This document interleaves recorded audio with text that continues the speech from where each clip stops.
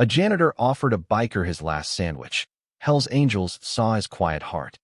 If I lose this job tonight, my wife's insurance is gone, and she will not survive the month.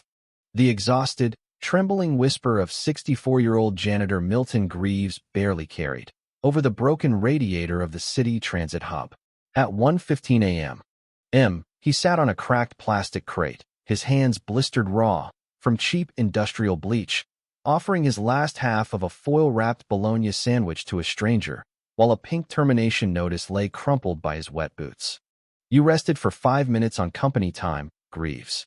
Pack your locker before security throws you out, the building manager sneered, ready to strip away the old man's only lifeline. That was when Conrad Torque Bellamy stepped fully into the fluorescent light, the heavy thud of his steel-toed boots echoing off the tiles, and his massive, rain-soaked shadow completely swallowed the manager's clipboard. For one long second, nobody moved. Torque was 55, broad across the shoulders, white, gray-bearded, and scarred along one cheek, where old road years had left their signature. His black Hell's Angels-style leather was dark with rain, his gloves smelled faintly of old motor oil, and the chrome key ring at his belt clicked once against a small folding wrench as he stopped beside Milton's mop bucket. He did not raise his voice. He did not step toward the manager. He only looked down at the half sandwich in Milton's shaking hand, then at the termination notice soaking up dirty water from a roof leak that had been dripping into the same yellow caution cone for weeks. Milton swallowed hard, embarrassed by the food in his palm, as if kindness had suddenly become evidence against him. "It's not much," he said, keeping his eyes low. "Bologna was 2 for 1 at Lenny's Market. I already ate the bigger half." Torque took the sandwich slowly, like it weighed more than steel. The foil was thin, wrinkled, and warm only from Milton's hand. Behind them, a radiator knocked 3 times and went cold again, pushing out a breath of air that smelled like rust, dust, and burnt wiring. The manager snapped his clipboard against his thigh and said, "This is an employee matter. He violated policy." Torque's eyes shifted to the ceiling tile above the manager's head, where brown water stains spread in circles around a sagging seam. Then he looked at the electrical panel mounted 6 feet away from the leak, its gray door marked with a fresh inspection sticker dated 9 days earlier. Something in his face changed. Not anger. Attention. Milton tried to stand, but his knees wobbled, and one blistered hand slipped against the wet crate. Torque set the sandwich on top of the broken vending machine, close enough for Milton to see it had not been thrown away, and bent just enough to pick up the pink notice by one dry corner.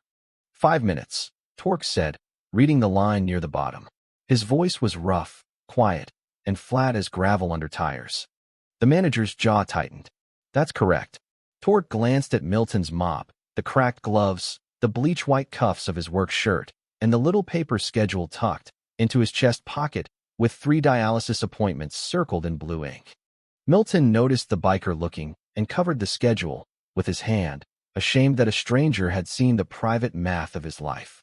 Outside the glass doors, Torque's Harley sat under the transit canopy, headlights still glowing through the rain, its engine ticking as it cooled. Inside, the old janitor stood between a lost job and a man everyone else in the room would have been afraid to meet after midnight. Milton had not been afraid. He had seen a wet traveler and offered food. Torque looked from the sandwich to the manager, then to the leaking ceiling above the live panel, and for the first time, that night, the room seemed to understand that the biggest man there had not come in looking for trouble. He had come in cold, hungry, and unseen. Milton Greaves had seen him anyway. The manager's clipboard stayed pinned beneath Torque's shadow, but Torque's hands remained open at his sides, dark gloves dripping rainwater onto the tile. Milton expected shouting. He expected the kind of scene that would make the late shift dispatcher peek through the glass and whisper about bikers for the next 3 weeks. Instead, the big man simply turned his head and looked at the broken radiator again, listening to the uneven clank inside it the way a mechanic listens to a dying starter. The sound came in threes, metal knocking, steam coughing, then silence. Milton knew that rhythm. He had mopped under that unit since Thanksgiving, carrying 2 yellow buckets from one leak to the next, while his own fingers split beneath bargain gloves from the supply closet. "Sir," Milton said softly, though he was not sure whether he meant Torque or the manager, "I don't want trouble. I just need to finish my shift." The manager gave a short laugh through his nose. "Your shift is over." Torque did not look at him. He watched Milton instead, and Milton felt something strange in that stare. Most people looked at his uniform and saw a mop, a name patch, a body that could be replaced before sunrise. Torque looked at the gray in his beard, the tape around 2 fingers, the way his left shoe had been sealed, with black electrical tape near the toe, and the way he kept checking the folded dialysis schedule in his pocket, as if it were a second heartbeat. "Your wife," Torque said. Milton's throat moved. "Rosalind. 62. She goes in Monday, Wednesday, Friday. 7 in the morning." His voice cracked on the number. "Insurance only stays if I keep full-time hours.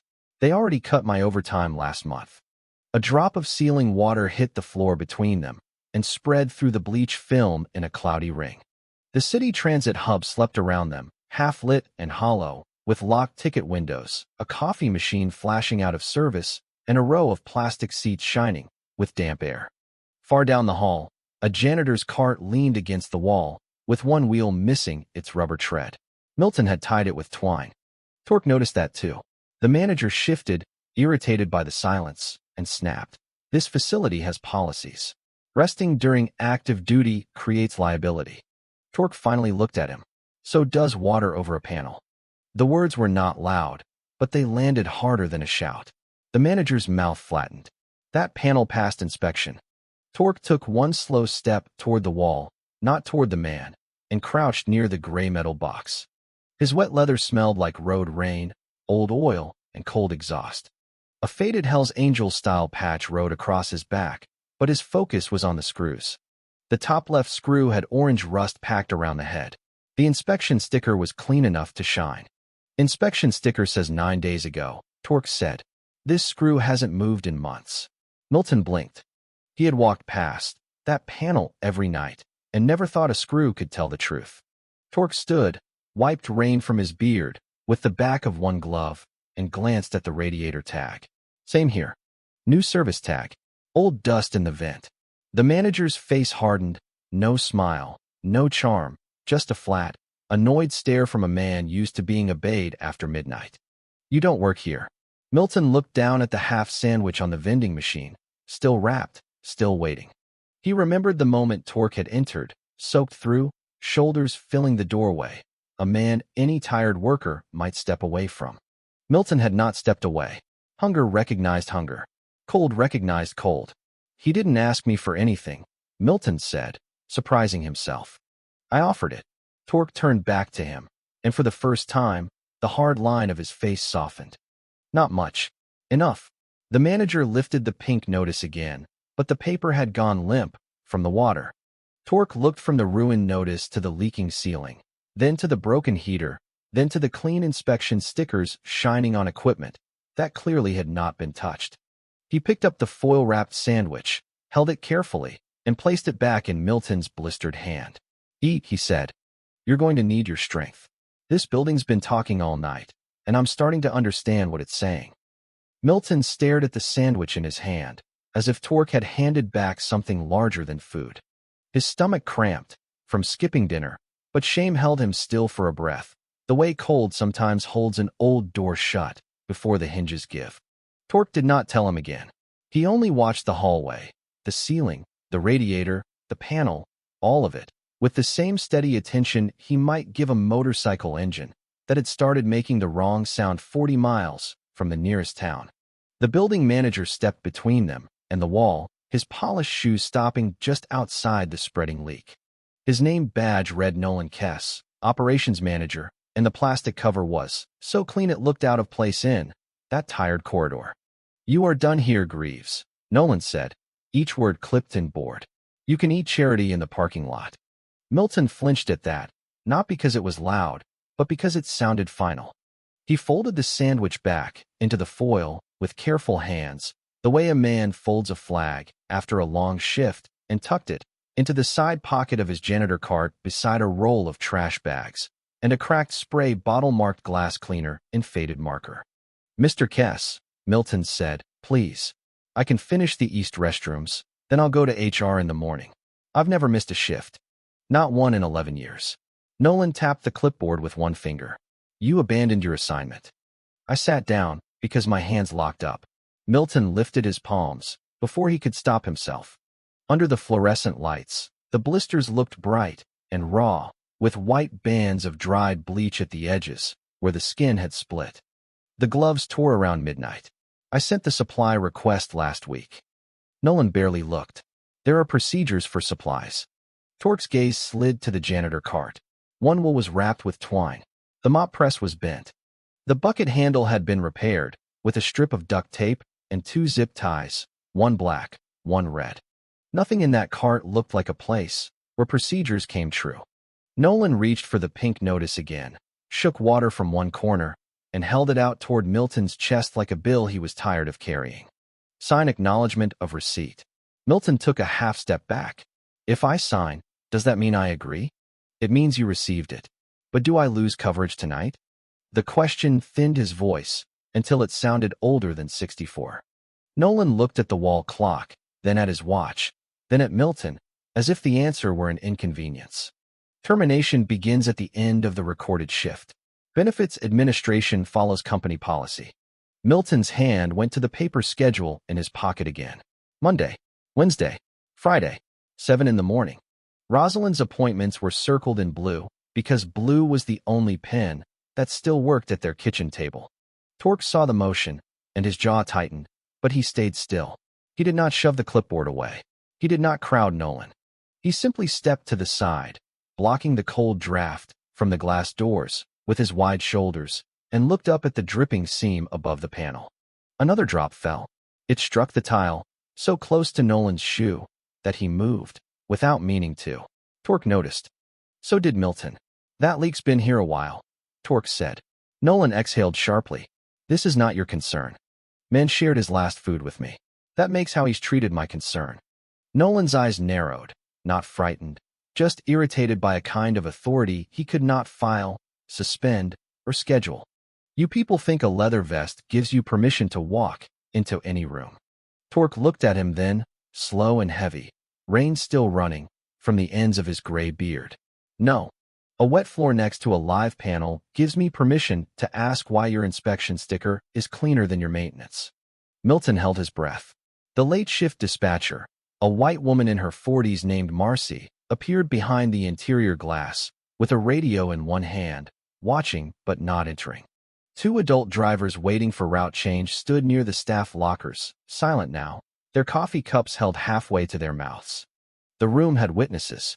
Nolan realized it a second too late. He snapped the clipboard shut and turned to Marcy. Call security.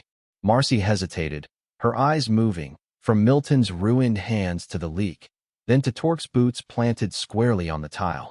For what reason? She asked. Nolan's face went hard. For trespassing. Torque reached into his vest slowly and pulled out nothing more dangerous than a black smartphone, with a cracked corner and a flashlight already on. He aimed the light at the inspection sticker, then at the rust-packed screw head beside it, not touching the panel. Go ahead, he said. Tell them to bring a camera. Milton looked at the biker, then at the sandwich in his cart, and something inside his tired chest shifted. For the first time, since Nolan threw the notice down, the old janitor did not feel like the smallest thing in the room. Security did not come right away. The transit hub stayed in, that strange pocket of time, after midnight when every machine sounded guilty, every drip echoed too clearly, and every tired adult in the room knew more than they wanted to say. Torque kept his phone light steady on the inspection sticker, then lowered it to the screw head and the swollen paint around the panel door. He never touched the box. He did not need to. See that? He asked, not to Nolan, but to Milton and Marcy behind the glass. Fresh sticker says inspected 9 days ago. Rust around the screw says nobody opened it. If that cover came off last week, the rust would be cracked around the slot. Marcy stepped out from the dispatcher's office, radio still in hand, her face tight, with the look of a person deciding whether keeping quiet was safer than telling the truth. Nolan pointed the clipboard at her. Do not engage with him. Torque moved his light to the radiator tag. A white service label hung from a wire loop, clean and square, stamped with last Friday's date. Below it, the radiator's lower valve was crusted green and brown, the floor beneath it stained in a half-moon that no one could make in 7 days. Torque crouched, his knees popping faintly, and pulled a small folding inspection mirror from his vest pocket, the kind mechanics use to see behind tight engine parts. The mirror flashed under the fluorescent lights. "Old leak," he said. "Not a new failure." Milton stared, because all the nights he had blamed himself for not keeping the place clean enough were suddenly being measured by rust, stains, and screw heads. Torque pointed the light toward the vent above the radiator. The filter behind the grill was black at the edges, heavy with lint and gray dust. A tiny corner of it sagged, where moisture had curled the paper frame. "Tag says filter changed. Filter says nobody changed a thing." Nolan's voice dropped colder. "You are making accusations without authorization." "No," Torque said. "I'm reading maintenance." He stood slowly, and the smell of rainwater, old leather, and engine oil came up with him. Milton noticed how carefully the biker placed his boots on the dry patches of tile, not because he was afraid of slipping, but because he was tracking the path of water from ceiling to wall. Torque followed it, with the phone light, until it reached a seam above the staff hallway, where a brown trail disappeared behind a loose ceiling tile. "Milton," Torque said, "how many times did you report this leak?" Milton hesitated, glancing at Nolan. The manager's stare warned him to be small again. But the sandwich sat in the cart beside his broken spray bottle, and Torque had not laughed at it, had not treated it like poor man's food, had not thrown away the one decent thing Milton had tried to do that night. "For time since November," Milton answered. "Maybe 5. I wrote it on the maintenance tablet when the office computer froze." Marcy nodded before Nolan could stop her. "I saw 2 of those tickets. They came back completed." One of the adult drivers near the lockers cleared his throat and said, "He put cones out every time it rained. I almost slipped there last month." Nolan snapped around. "Stay out of this, Pete." The driver looked down at his coffee, then back up. "I'm staying in it. I work here too." Torque reached into the small tool roll fastened near his belt and pulled out a 7/16-inch wrench, not to repair anything yet, only to compare the bolt size on the radiator bracket. He held it near the nut, without turning it. "Bracket's never been loosened," he said. "Paint's still bridged from the wall to the washer. Whoever built this place for service didn't put a wrench on it." Milton felt the words land one by one, not as drama, but as proof. Proof had weight. Proof had shape. Nolan tried to recover by straightening his name badge. "The contractor handles those reports. Corporate has copies." Torque looked at the badge, then at the clipboard, then at the wet termination notice folded under Nolan's thumb. "Good," he said. "Then corporate can compare them." He lifted his phone and took 3 clear photos: the sticker, the rusted screw, the black filter. The camera clicks sounded tiny in the big room. Nolan stepped forward half a pace, angry but careful, stopping when Torque's shadow crossed the wet floor between them. Torque did not move toward him. He only lowered the phone and said, "Don't worry. I'm not touching your building. Your building's telling on itself." Milton leaned against the janitor cart, his blistered hands wrapped around the handle, and heard the radiator knock again, 3 dull hits, and a breath of cold air. For years, that sound had meant one more mess to clean. Tonight, for the first time, it sounded like a witness. Torque did not make a show of the call. He stepped beneath the dead radiator, thumbed through his contacts, and spoke in the same low voice Milton had heard men use around sick engines and bad news. "Clyde, I need eyes, not noise. Transit hub off Marquette, staff entrance. Bring a meter and that little thermal camera. No colors necessary, just work clothes." Then he made a second call.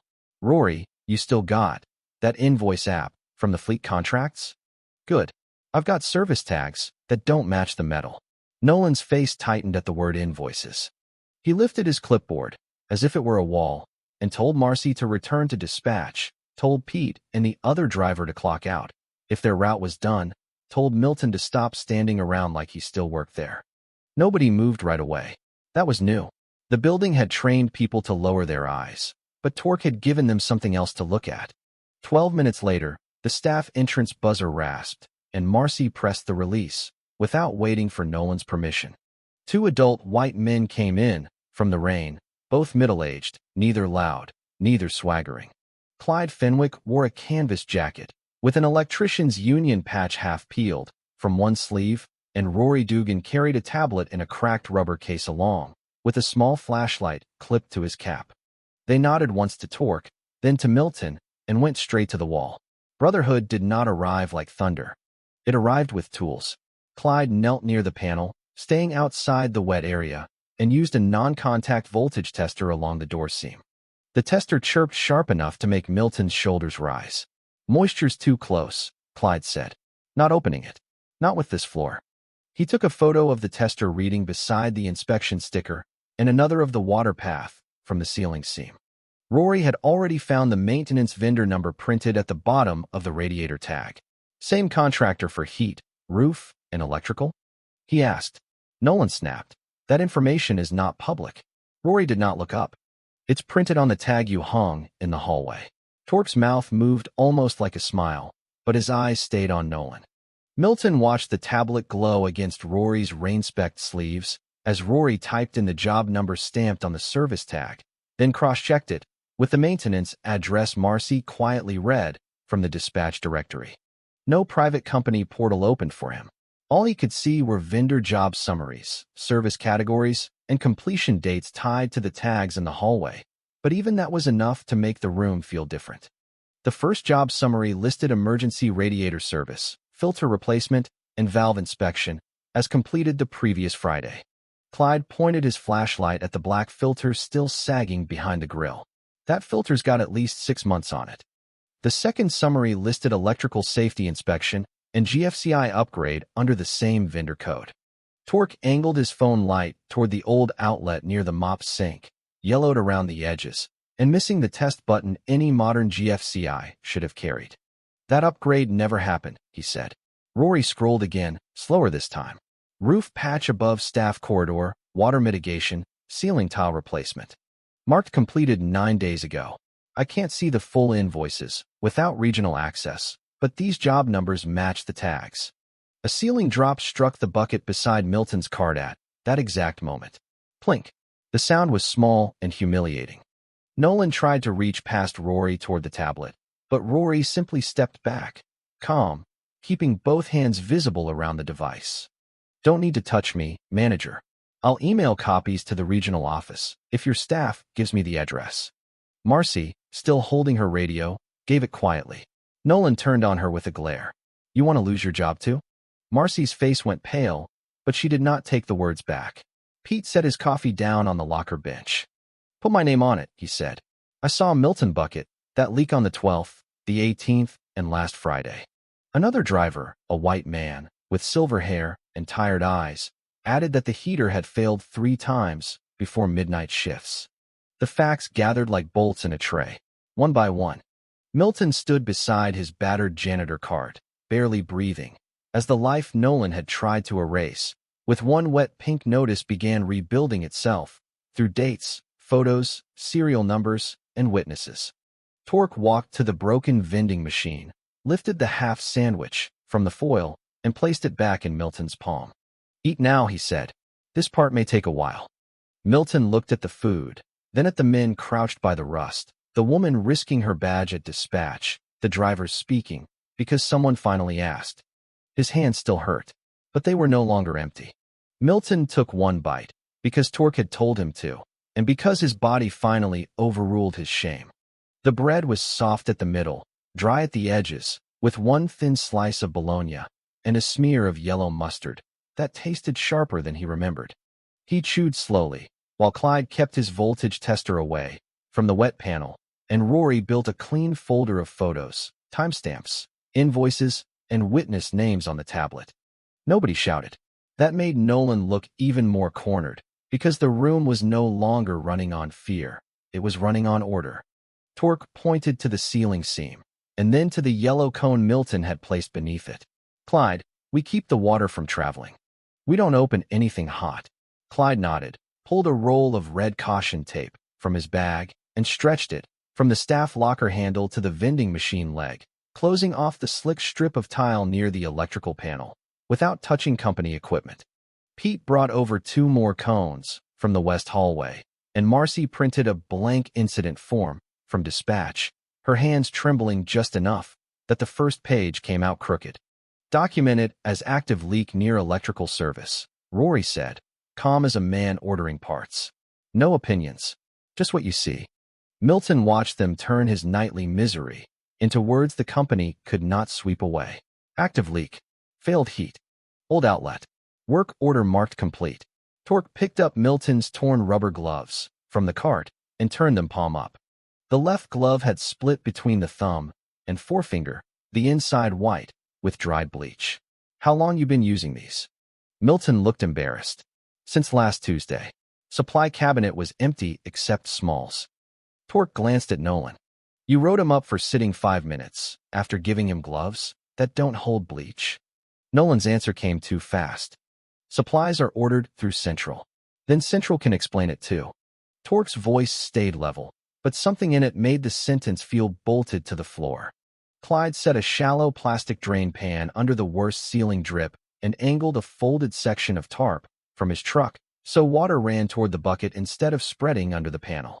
He used painter's tape on the drywall only, careful not to damage paint, and wrote temporary water diversion, 2:03 a.m.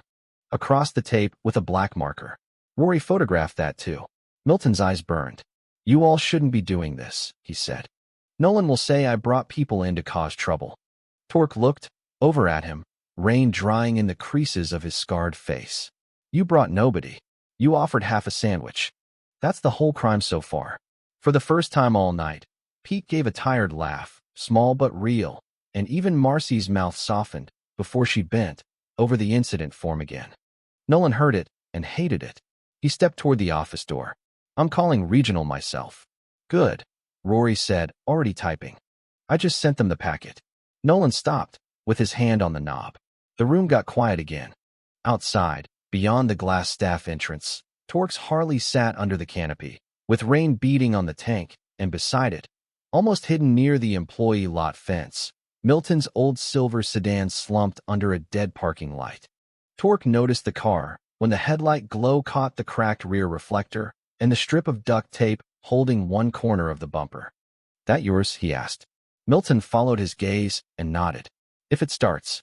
How often does it not? Milton looked at the floor. Most mornings under 20 degrees. Battery cable's loose, I think. Heater quit before Christmas. Clyde glanced, through the glass, then at Torque. No one needed a speech.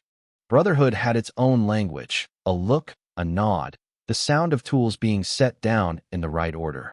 Torque turned back to Milton. Tonight we keep your job standing. Then we get you home, without freezing in that thing. Milton's fingers closed around the last corner of the sandwich. For 11 years, people had told him to mop faster, clock cleaner, complain less, need nothing. At 2:06 in the morning, in a hallway that smelled of bleach, rust, wet leather, and burnt coffee from a dead vending machine, a group of strangers began protecting the exact things he had been told did not matter. At 2:18 a.m., Nolan's phone rang inside his palm, and the hard certainty in his face thinned before he answered. He turned away from the others, but the corridor carried sound the way old tile carries cold, and everyone heard enough. Yes, ma'am. I'm on site now. No, I did not authorize outside personnel. No, I don't know why you received. He stopped, listening, his eyes cutting toward Rory's tablet and Clyde's caution tape. Torque stood beside Milton's cart, with his arms relaxed, not folded, not raised, simply present like a parked truck blocking a bad road. Milton could hear his own heartbeat under the radiator's clank. Marcy finished the incident form and printed 2 copies, each stamped with the time, from dispatch, 2:19 a.m. Pete signed as a witness, then the silver-haired driver signed beneath him, both men writing slowly, as if their names had weight. Nolan ended the call without saying goodbye. Regional is sending someone, he said, his voice tight. Nobody leaves. Torque looked at Milton. You all right standing? Milton nodded, then admitted, not really. Torque pulled the cracked plastic crate away from the wet area with one boot and set it beside the drywall. Then sit. Nolan snapped. He is no longer an employee. Marcy looked up from the printer. That has not been confirmed. The word surprised even her. Milton sat before his knees could betray him, the last bite of sandwich still wrapped in foil on his lap. 20 minutes later, a white company SUV rolled under the canopy, its headlights sweeping across Torque's Harley and Milton's sagging silver sedan. A white woman in her late 50s stepped inside wearing a Navy Transit Authority coat over business clothes, her gray hair pulled back, her face bare of patience. Her name was Vivian Crowley, Regional Facilities Director, the on-call contact for the 24-hour municipal depot, and she did not look at Torque first. She looked at the drip pan, the caution tape marked temporary water diversion, the wet floor, the electrical panel, and Milton's blistered hands. "Who placed that tape?" she asked. Clyde raised his hand slightly. "Clyde Fenwick, licensed commercial electrician. I didn't open the panel. Just marked the hazard and diverted surface water away from it." Vivian nodded once. "Good." Nolan stepped in fast. "Ms. Crowley, the janitor was terminated for abandoning duty, and these men interfered with site operations." Vivian held up one hand. "Not dramatic, just final. I've read the packet." That stopped him. Rory handed her the tablet anyway, with photos arranged in order: service sticker, rusted screw, black filter, old outlet, ceiling leak, work orders marked completed, vendor job numbers, and Milton's maintenance reports going back to November. Vivian scrolled without speaking. The silence did more than anger could have done. Torque remained near the vending machine, rain drying on his leather, scarred face half lit by the flickering fluorescent tube above him. Milton watched Vivian's eyes pause on the dialysis schedule visible in one photo, where his shirt pocket had bent open. He looked down, ashamed again, but she did not mention it. She moved to Nolan. Why was a termination notice issued before safety review? Nolan's mouth opened. Because he left his assigned zone. For 5 minutes. During active shift. In a corridor, with an active leak near electrical service, no heat, failed supplies, and multiple closed maintenance tickets? Nolan's face reddened, but his voice stayed cold. Those tickets were contractor certified. Vivian opened the company billing log on her own phone, then turned the screen so Nolan could see the invoice list. Approved by your login. Same day, same hour. 3 separate systems marked complete in a 12-minute window. Marcy's eyes widened. Pete muttered, "That's not maintenance. That's magic." Nobody laughed. Vivian handed the tablet back to Rory and pulled a phone from her coat pocket. "Mr. Kess, you are relieved of site authority pending audit. Your access credentials are suspended as of now. Leave your keys with dispatch." Nolan stared at her, then at Torque, searching for someone to blame loudly enough to change the room. Torque gave him nothing. No threat, no grin. Just that steady mechanic's look, the one that said a bad part had finally been identified. Nolan placed his keys on Marcy's counter, with a sharp little scrape. Vivian picked up the damp pink termination notice from the dry corner, where Torque had said it earlier, read the first line, and tore it cleanly in half, over the trash can. "Mr. Greaves," she said, turning to Milton, "your employment remains active. Your benefits remain active. You will be paid for this shift, and occupational health will document those hands before you touch another chemical." Milton tried to answer, but the words would not come. His lips pressed together, his shoulders shook once, and he covered his face with both bandaged, aching hands. Torque looked away to give him privacy. Outside, the rain softened against the canopy, and Milton's old sedan sat waiting under the weak parking lot light, no longer looking like a problem for one tired man to carry alone. By 2:54 a.m., the corridor no longer belonged to Nolan's voice. Vivian had moved the safety review into the dispatch office. Marcy was scanning witness forms, and Clyde had placed one final cone near the wet tile, with the kind of care men usually saved for open manholes and bad wiring. Milton sat on the crate, with fresh gauze wrapped around 2 fingers, from the first aid kit Vivian brought from her SUV, staring at the torn halves of the pink notice in the trash, as if they might somehow climb back out. Torque stood beside him, quiet, watching Milton's old silver sedan through the rain-streaked glass. "You said it doesn't start under 20 degrees, Torque said. Milton gave a tired little nod. "Sometimes I turn the key 6, 7 times. If it catches, I don't shut it off till I'm home. Heater blows cold, unless I hit the dash right above the glove box." He looked embarrassed, before the words were even finished. "I was going to fix it when we got ahead." Torque did not ask when that would be. Men like him knew that getting ahead could become a place people talked about, but never reached. Vivian stepped out of dispatch and handed Milton a temporary work restriction form. No chemical handling until occupational health clears your hands. You'll be assigned light duty for the next 3 shifts. Paid. Milton opened his mouth, then closed it again. Torque saw his eyes shine and looked away toward the parking lot.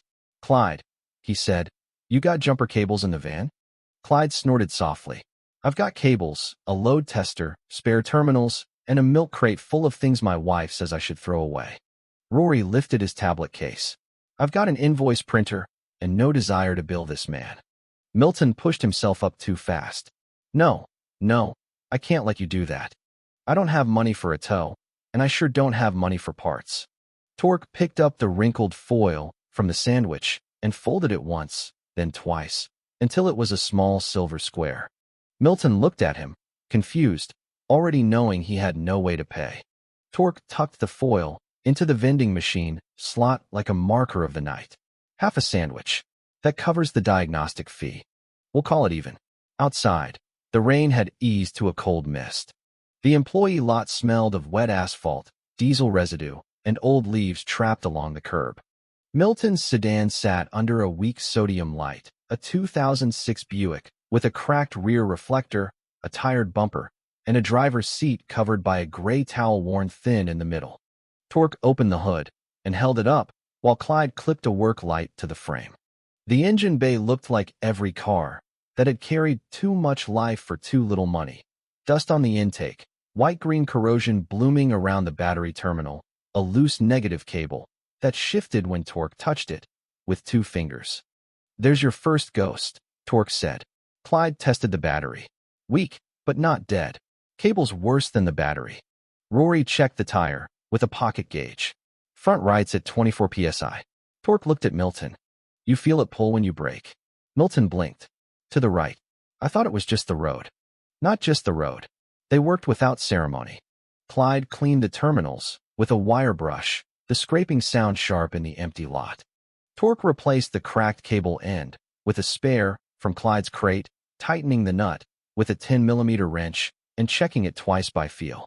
Rory inflated the front tire from a portable compressor that rattled against the pavement, then logged the pressure on a scrap of paper as if the Buick had become part of the night's evidence. When Milton turned the key, the engine coughed once, hesitated, then caught with a rough little shudder that filled the lot like a promise trying to stand up. Milton froze behind the wheel, both bandaged hands resting at 10 and 2. Warm air did not come from the vents. Not yet. Torque leaned under the passenger side, removed the glove box stop, and found the blower motor connector half loose, its plastic clip brittle from age. He pressed it back, tapped the housing gently with the heel of his hand, and Clyde swapped the tired fuse from the spare kit. The fan came alive on setting 3, blowing dusty heat that smelled like old carpet and antifreeze, but it was heat. Milton laughed once, then covered his mouth like the sound had surprised him. Torque shut the hood with both hands, not a slam, just a firm click. Vivian watched from under the canopy, Marcy beside her, with a paper cup of burnt dispatch coffee, and Pete stood near the staff door with his jacket zipped to his chin. Nobody called it charity. Nobody made Milton thank them in front of everyone. Torque only leaned down to the open driver's window and said, "Drive it slow. Bring it by Rory's garage tomorrow, after your wife's appointment. We'll check the starter relay and those headlights proper." Milton's eyes moved, from Torque's scarred face to the glowing dashboard, then to the heater vents breathing warmth over his knees. For the first time, that winter, the old car did not feel like one more thing waiting to fail. It felt like a way home. Milton did not drive fast. The Buick rolled out of the employee lot at 3:27 a.m. With the heater breathing weak, steady warmth over his knees, and the front right tire finally holding the road, without that nervous pull. Torque followed behind on his Harley for the first 5 blocks, not crowding him, just staying far enough back that the old man could see one headlight in the rearview mirror when the streets went empty. The rain had faded into mist over Duluth, and the traffic lights shone red and green across wet pavement like paint that had not dried yet. At the corner by the closed pharmacy, Milton lifted one bandaged hand from the wheel in a small wave. Torque answered with 2 fingers off the clutch, then turned toward Rory's garage, where Clyde's van and the portable compressor were already disappearing into the gray edge of morning.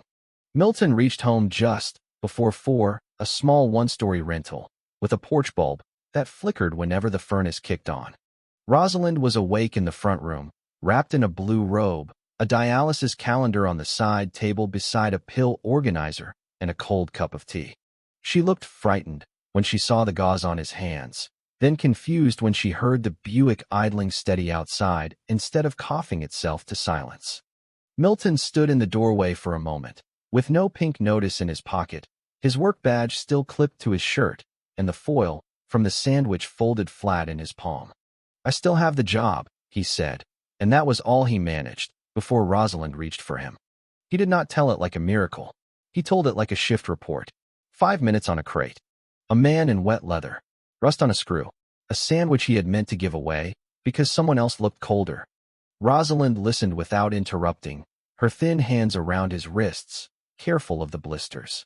By sunrise, Vivian had emailed written confirmation that Milton's benefits remained active, that the termination was void, and that a safety audit was opening before noon.